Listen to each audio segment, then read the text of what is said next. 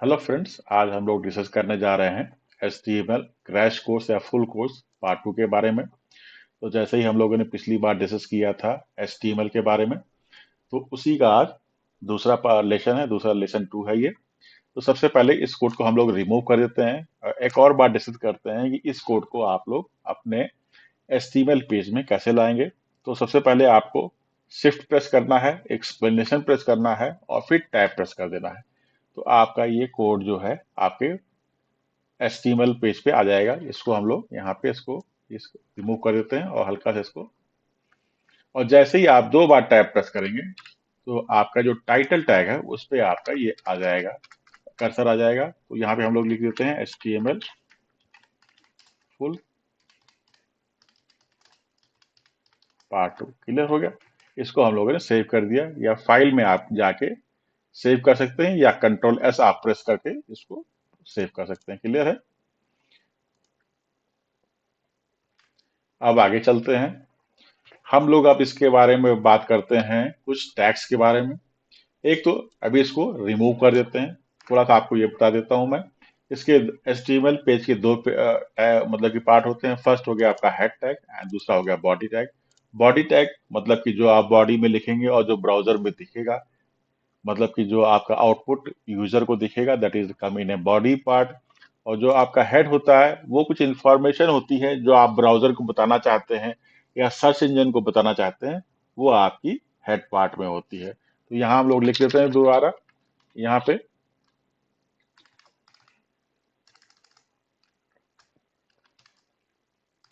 ये आपका कमेंट होता है। HTML में कमेंट कैसे करेंगे, तो आप पहले लेस देन साइन लगाइए, उसके बाद एक्सप्लेनेशन लिखिए और दो आप यहाँ पे डैश डैश देके आप यहाँ पे कमेंट लिख सकते हैं। तो इंफॉर्मेशन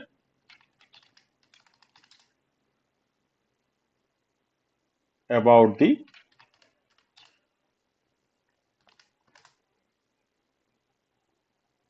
ब्राउजर और बॉट, या गूगल बॉट लिख लीजिए या जो भी लिख लीजिए, जितने भी बॉट आते हैं। तो वो जो इंफॉर्मेशन है वो आप यहाँ पे हेड पार्ट में यहाँ पे प्रोवाइड करते हैं। और यहाँ पे क्या पार्ट होगा फिर से आप दे दीजिए। जैसे कि आपका यहाँ कमेंट आ जाएगा, या आपका जो जो भी कमेंट है, ये आपकी जो information shows in front of user. User को कोई इंफॉर्मेशन आप शो करना चाहते हैं तो वो यहाँ पे आएगा। क्लियर हो रहा है। आप चलिए इसको आप रिमूव कर देते हैं। यहाँ तक तो क्लियर हो गया है। अब हेड के पार्ट को लेके आना है। तो हेड के पार्ट को हम लोगों ने रिमूव कर दिया है, उसको दोबारा किस तरह से लेके आएंगे। तो फिर से हम लोग इस चीज को जनरेट कर लेते हैं। देखिए आपका ये आ गया।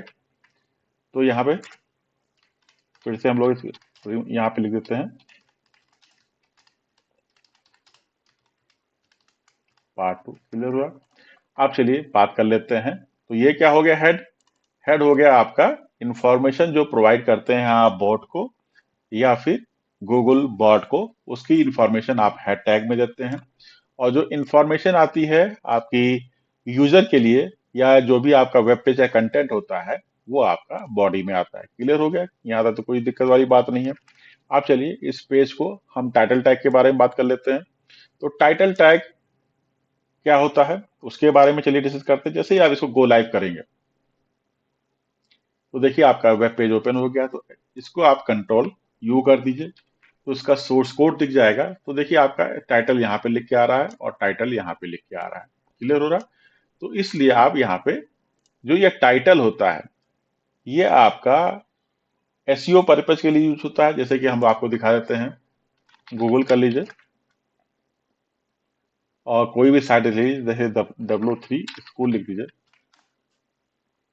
ये जो टाइटल है देखिए, HTML ट्यूटोरियल W3 स्कूल, ये आपका जो आता है वो टाइटल है, वो वेब पेज के आपका टाइटल से ही आता है। ये क्या है, ये आपका डिस्क्रिप्शन से आता है। क्लियर हो रहा है। तो ये SEO पर्पज के लिए है, या फिर आपके यूजर को बताने के लिए है कि ये टाइटल क्या है, वेब पेज किस बारे में बात कर रहा है। और गूगल को भी बताता है ये कि ये टाइटल किस लिए है। और डिस्क्रिप्शन दे लीजिए। देखिए आप कुछ ना लिखिए, मेटा लिखिए, फिर कोलन लगा दीजिए और DESC को चूज कर लीजिए, तो वो आपका डिस्क्रिप्शन आ जाएगा। और यहाँ आप जो भी डिस्क्रिप्शन देना चाहते हैं वो आप यहाँ पे दे सकते हैं। क्लियर हो रहा है? यहाँ तक तो कोई दिक्कत वाली बात नहीं है। अब चलिए डॉक टाइप के बारे में बात कर लेते हैं। डॉक टाइप का यूज क्या है? ये आप ब्राउजर को बताते हैं ये आपका पेज किस बारे में है। तो आप डॉक टाइप मतलब कि क्या है डॉक्यूमेंट टाइप, ये डॉक्यूमेंट टाइप आपका एचटीएमएल है, तो ब्राउजर को ये मालूम चल जाता है कि ये आपका पूरा पेज एचटीएमएल है, इसको एचटीएमएल की तरह वो ट्रीट करेगा। क्लियर हो रहा है?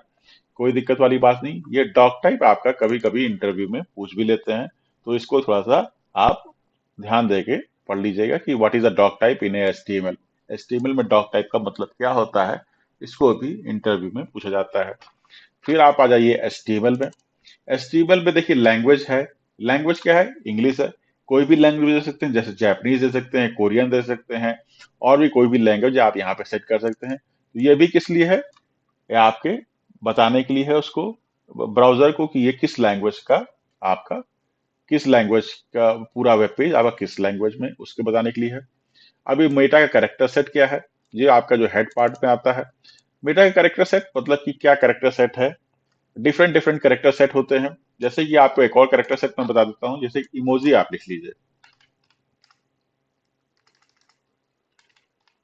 इमोजी है, ये जो कैरेक्टर सेट है वो UTF-16 में आपका यूज होता है। जैसे कि आप इसमें आप HTML का UTF का कैरेक्टर सेट आप यूज करिएगा, UTF-16 लिखिएगा। जैसे यहाँ पे मैं चलता हूँ, यहाँ आपको इमोजीज के डिस्प्ले करने के लिए आपको 16 लिखना पड़ेगा, और किसी भी इमोजी को आप डिस्प्ले कर सकते हैं। जैसे कि आपका क्या हो गया, गेट इमोजी, मतलब ये जो आपके इमोजीज हैं इसको आप शो करने के लिए आप लोग UTF-18 का कैरेक्टर सेट को आप यूज कर सकते हैं। क्लियर हो रहा है? कोई दिक्कत नहीं है यहाँ पे। फिर आपका व्यू पोर्ट आता है। व्यू पोर्ट क्या है? व्यू पोर्ट है कि आपका ये जो वेब पेज है टैबलेट में कैसे दिखेगा, मोबाइल में कैसे शो होगा, और डेस्कटॉप में कैसे होगा, उसका जूम कितना होगा, वो सब आप यहाँ पे डिस्क्राइब करते हैं। इसके बारे में आगे चल के नए नए नेक्स्ट चैप्टर में हम लोग बात करेंगे, अभी ज्यादा डिटेल में इसके बारे में बात नहीं कर रहे हैं।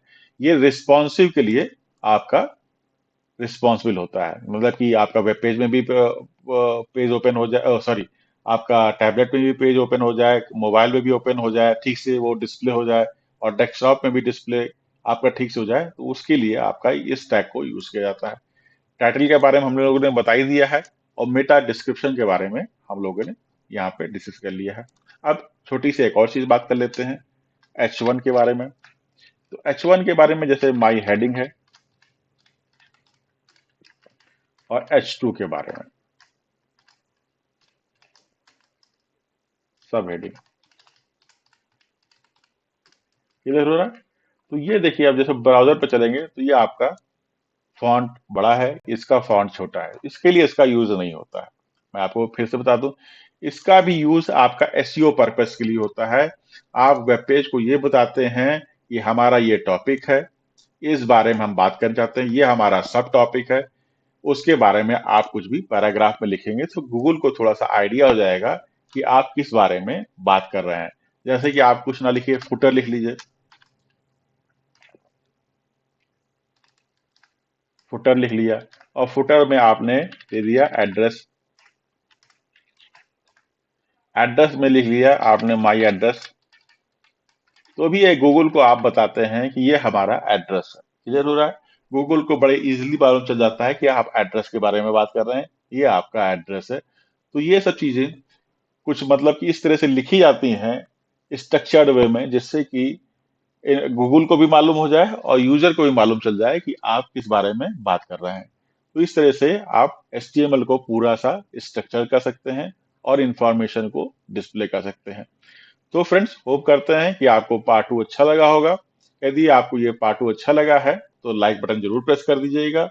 यदि आपको कुछ और इन्फॉर्मेशन चाहिए, यदि कोई इन्फॉर्मेशन मिसिंग है हमारी तरफ से, यदि किसी और टॉपिक पे आप हमसे कुछ वीडियो चाहते हैं तो कमेंट करिए, हम उसको नेक्स्ट वीडियो में जरूर एड्रेस करेंगे। तो फ्रेंड्स, आज के लिए बस इतना ही। Thank you for watching.